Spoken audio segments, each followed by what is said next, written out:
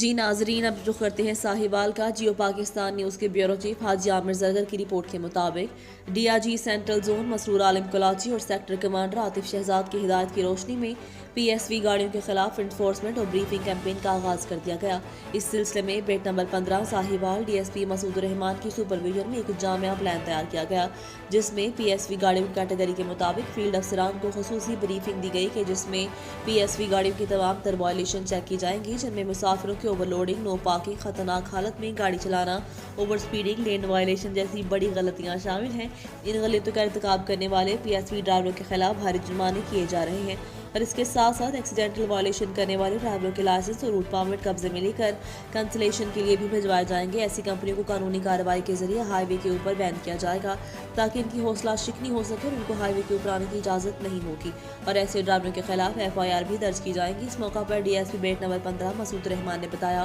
कि पीएसवी गाड़ियों के ड्राइवरों को मूवी पॉइंट, टूल प्लाजा और बस टर्मिनल और अड्डों में जाकर खसूसी ब्रीफिंग भी दी जा रही है। इसके अलावा रात के वक्त मूवी पॉइंट पर आने वाली बसों के अमले को नींद की हालत में ड्राइविंग और खराब लाइट के हवाले से भी खसूसी ब्रीफिंग दी जा रही है और इन ड्राइवरों के मुंह भी दिलवाए जा रहे हैं ताकि नींद की हालत में ड्राइविंग करते हुए हादसा से बचा जा सके और गाड़ियों में सफर करने वाले और दूसरे रोड यूजर्स की जान और माल की हिफाजत की जा सके और हादसा पर काबू पाया जा सके।